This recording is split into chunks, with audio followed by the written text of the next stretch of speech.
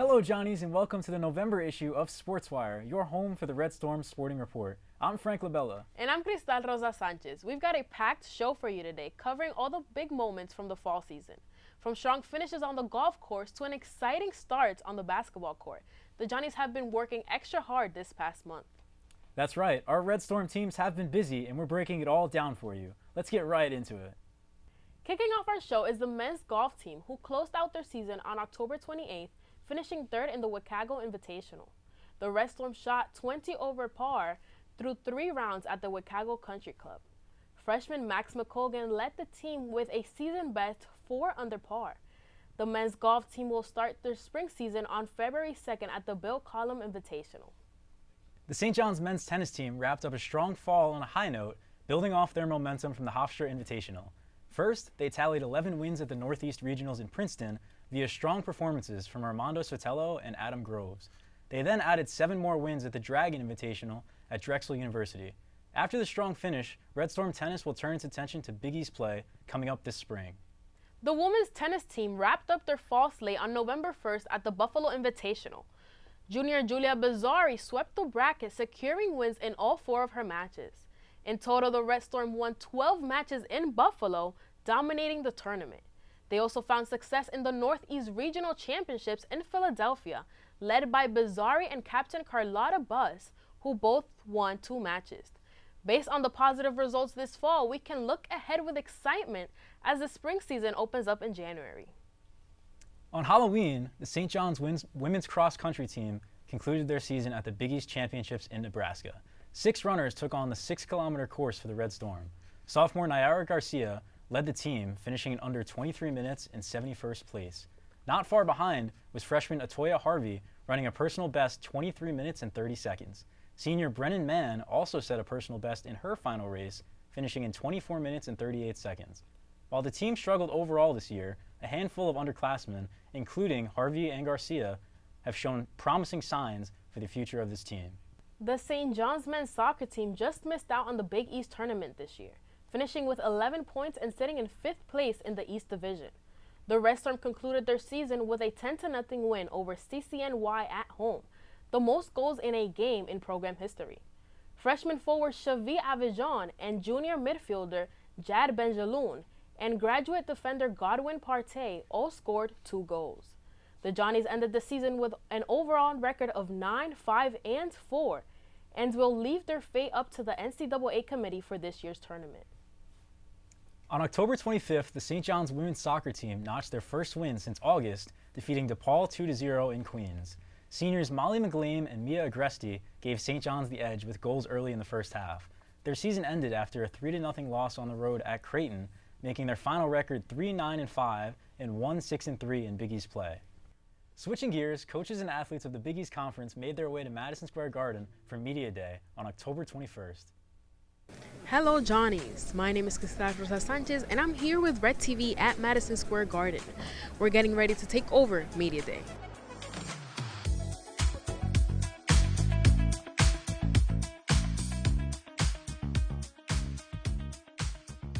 I would say this year, I think we're an exciting team.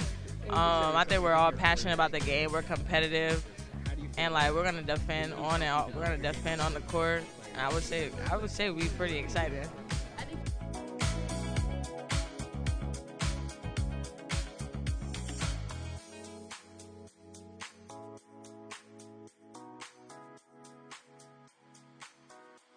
So obviously coming into the season, AP top 5 in the preseason poll, something St. John's has not reached. This is obviously huge for this program. What does it mean to you guys, especially as the captain of this roster, Zuby? It's good recognition.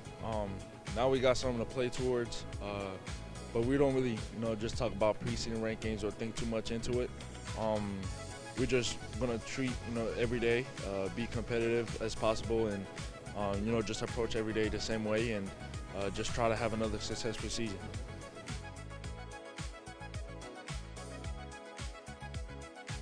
Just compared to last season, I think that, where our depth is really, we have really good depth, and have a legit, 8, 9 guys that could, just start, immediately. And like he said, 15, all 15 could play. I'm really excited to see, how far we could go.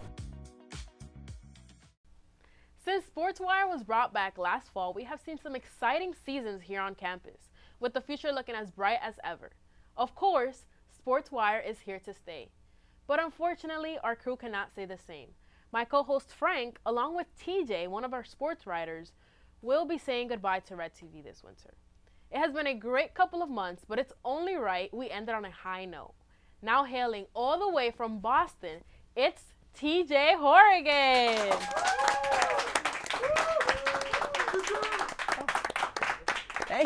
Thank you guys, thank you for that warm welcome. Now, I don't know about you guys, but I'm ready to talk about them Johnnies, huh? All right, so to tip things off, the women's team started their season back on November 3rd, defeating Lemoyne 68-53. A couple of fresh faces lit up the box score. Miami transfer Daniela Abbes recorded a double-double, and Liberty transfer Brooke Moore poured in 15 points of her own. The Red Storm started their first road trip off the season, splitting the two-game set with a loss against Harvard and a late come-from-behind victory against Quinnipiac. Pushing their record to 2-1, and now looking ahead, the Red Storm will return to Queens on Friday, November 14th, to begin their homestand to host a trio of schools, including nationally ranked Oklahoma State on November 19th. The men's basketball team entered their regular season ranked 5th in the AP preseason poll. This was their highest preseason ranking in the program's history, as Coach Pitino brought in a star-studded cast of 6 transfers from all over the country.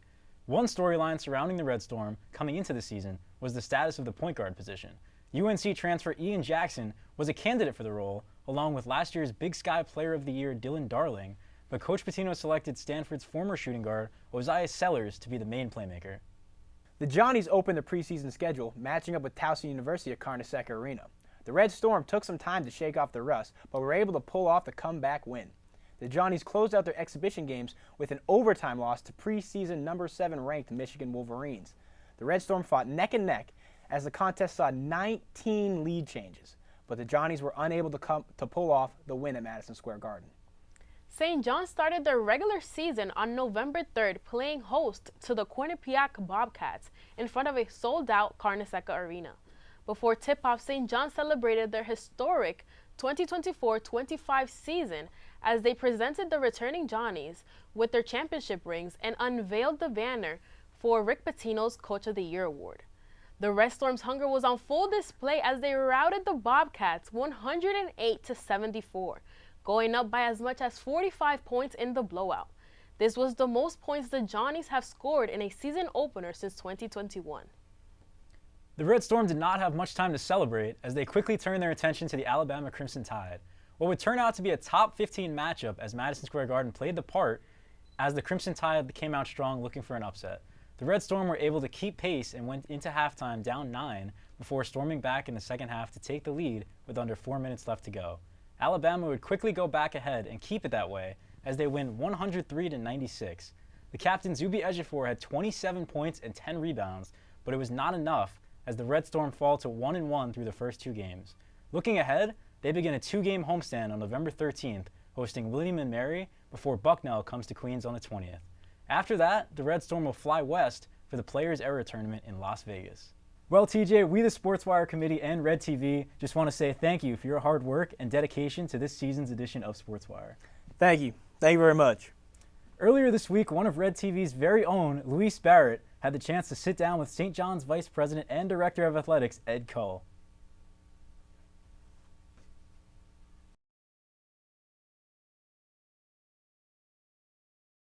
Hi, I'm Luis Barrett with WRED-TV, here with an all-exclusive interview with Vice President and Director of Athletics, Ed Kull. You've had a pretty storied career. Could you give us a quick rundown of your road from student athlete to Director of Athletics here? Sure.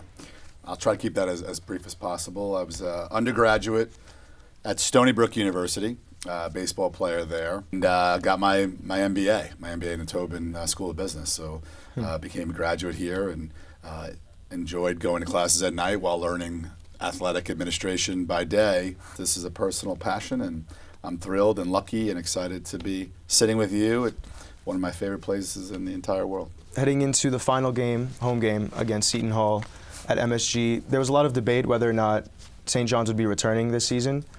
And ultimately, the game sold out. This season, St. John's is having the most games since 1968 at the Garden with 13. Are there any plans St. John's has going forward to expand St. John's sports to a wider audience? So the ability to try to raise more revenue is important strategically, and I think it allows not only more individuals to kind of come to the game, it also allows more students to come to the game. So I think it's really a key school spirit engagement tool on our campus, where we played Alabama last Saturday and we had 1,600 students to be at an MSG game. We would never be able to do that at Cornhusker Arena. Beyond just basketball, in 2024 Olympics, SJU alumnus Faris Rajani won silver in fencing. Is there anything the university plans to do with the Olympic sports going over forward, whether it be support, investment? It's something that unfortunately our facilities are not up to par in terms of where that program deserves. I think that's where the basketball proposition and the alignment in our strategic planning is key. So basketball, not only generating more revenue, helps the rev share of our student athletes. It's going to help the resources of our operational budget. It's going to help the resources of our facility upgrades, and it's going to be able to really make sure that we have a strategic plan in terms of how we handle the tiering of our sports and the trickle down of those opportunities and resources. Are there any plans the university has specifically to support the women's games going forward? The growth of women's basketball, women's sports, whether that be volleyball, whether that be softball, on ESPN, whether that be women's basketball, we are focused on that. So even, for example, women's basketball, and you brought up MSG, very, very relative to the topic. On March 1st, we are working towards having our women's basketball team play the UConn Huskies, yes, the reigning national champions, #1 in the country, at Madison Square Garden. Oh, wow. And that'll be the first ever standalone Division I college basketball game at Madison Square Garden. So we're partnering up with the Big East Conference, trying to get them behind, also support women's basketball. Our little bit of Women's Sports Day with our TV, a national TV partner that'll pick up the broadcast as well, and try to make sure we are highlighting all of our women's sports. Our softball team, which won the regular season title in the Big East last year, I think you're seeing what ESPN is doing in terms of the broadcast of those championships. I think eventually, hopefully, that becomes a separate media opportunity for softball. I think you're seeing growth in that women's sports. So I think that's going to be contagious for all of women's sports, and I think eventually you're going to see women's flag football be a varsity sport in college athletics. So you're seeing a lot of good positivity in women's sports here. Circle back to the Adidas deal that you mentioned earlier. That was a massive deal in St. John's program history. Are there any future ideas? Are there any ideas going forward relating to expanding St. John's as a brand? I think we're trying to do everything possible. So whether that be selling naming rights of Cornhusker Arena, something we want to try to do. How do we get more naming rights in some of our facilities? The ability to get more corporate partners in here, I think, is important in terms of sponsorships, whether that be NIL, whether that be rev share, whether that be just St. John's Athletics. We just announced, I guess a week ago, going back to ESPN Radio to have a radio partnership where all of our men's basketball games are broadcast. All those are wonderful examples of how the brand can continue to expand and grow. And I think we're open to everything and anything more we can do. So I think the more brand opportunities, the more not only just for St. John's Athletics, not only for more revenue opportunities for athletics or advertising, the better it is for the university. I think the more we're able to connect with alums around the world, the more we're able to recruit future students here, more applications for the university, help retention in terms of school spirit, school pride on campus with staff and administrators as well as students. So the more we get that brand out there, the more we have media opportunities, the more I think it's beneficial for the entire enterprise, not just athletics. All right, thank you so much. That's all we have time for today. Before you go, is there anything you'd like to leave St. John's students with? I want students to feel that athletics truly is a partner and a platform for them, whether it be here in obviously your marketing and media communication studio, whether it be the radio station, whether it be the business school, whether it be the law school, whether it be, I want to make sure that they feel like athletics is truly a source of school spirit, school pride for them. Whether that's coming to MSG and cheering on a game, whether that's wearing their red and their St. John's logo or John D. Thunderbird around campus, or if that's them on social media being proud. I want that to be a connection. I think our student athletes have a tremendous affinity for alma mater here and the institution, and I want that to be kind of the centerpiece of the campus life. Thank you so much. Appreciate it. Thank you. Great having you in the studio today. Great being here. Thank you. Jumping over to volleyball, we would like to congratulate Coach Joanne Persico on her 600th career win as St. John's women's volleyball head coach. The Johnnies topped UConn 3-1 thanks to electrifying performances from the freshman duo Ella Parker and Martina Gezzi, both combining for 30 kills. Persico joins a select group of 16 active coaches nationally that have eclipsed 600 wins. The Red Storm have gained some much-needed momentum in the month of November, winning 2 of their last 3 games, including convincing victories over Providence and DePaul. Despite underperforming so far this season, with an overall 9-18 record, the team will look to finish strong in their final 2 Big East games against Creighton and Seton Hall. TJ wasn't the only one of our seniors graduating. We here from the SportsWire committee and WRED-TV want to say thank you to Mr. Frank LaBella for stepping in and sharing his sport insights. We can't wait to see what the future holds for you. Of course. What a month for Red Storm sports, from record-setting performances to exciting starts and promising futures across the board. We'll be back in February with more highlights, interviews, and exclusive coverage of St. John's athletics. Be sure to follow us on social media and stay tuned to see how the Johnnies walk the wire. For now, I'm Frank LaBella. And I'm Cristal Rosa Sanchez. Go Johnnies!